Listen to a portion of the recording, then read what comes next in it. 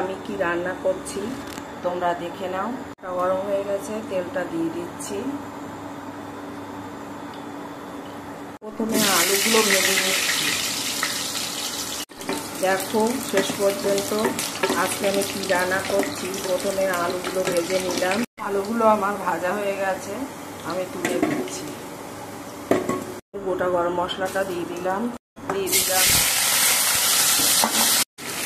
এক হাতে ফোন আর এক হাতে রান্না, ভিডিও করতে ভীষণ অসুবিধা। কিছু করার নেই, অনেক দিন ধরে ভিডিও দিতে পারছি না ঠিক মতো। চেষ্টা করছি, দেখো কেমন হয়। প্রথমে এই গোটা গরম মশলা দিয়ে পেঁয়াজটাকে একটু ভেজে নিচ্ছি, আর রসুনটা দিয়ে দিচ্ছি। তেজপাতাটা এখন দিয়ে দিলাম। কসুরি মেথিটা আমি আজকে আর হাতে ধরতে পারলাম না, এক হাতে ফোন ধরা আছে। কসুরি মেথিটা দিয়ে দিলাম।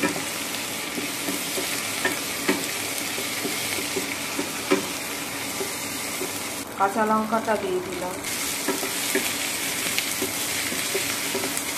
দিয়ে দিচ্ছি টমেটো, ক্যাপসিকাম আর আদা।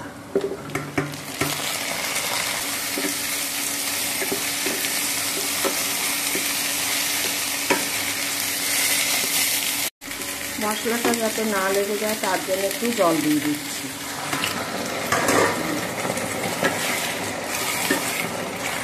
স্বাদ মতো লবণটা দিয়ে দিচ্ছি, আর একটু হলুদ লাগবে তো দিয়ে দিচ্ছি। জিরে গুঁড়োটা দিয়ে দিলাম, ধনে গুঁড়োটা দিয়ে দিচ্ছি, নেড়ে নিচ্ছি। গুঁড়ো লঙ্কাটা দিয়ে দিচ্ছি, আর একটু ভালো করে কষাবো। গরম মশলাটা দিয়ে দিচ্ছি, ভালো করে কষাতে হবে মশলাটা। মশলাটা আমার কষে এসছে, আমি মাংসগুলো দিয়ে দিচ্ছি। আমি আলুগুলো এর সঙ্গে কষিয়ে নেব। এবার ঢাকা দিয়ে রান্না করব। ঢাকাটা দিয়ে দেব। মাংসটা আমার কষানো হয়ে গেছে। এবার আমি এতে একটু গরম জল দিয়ে দিচ্ছি।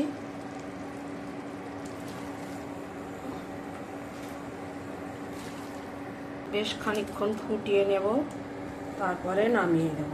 নামানোর পরে তোমাদের দেখাচ্ছি। রান্নাটা আমার কমপ্লিট, এবার আমি নামিয়ে নিচ্ছি।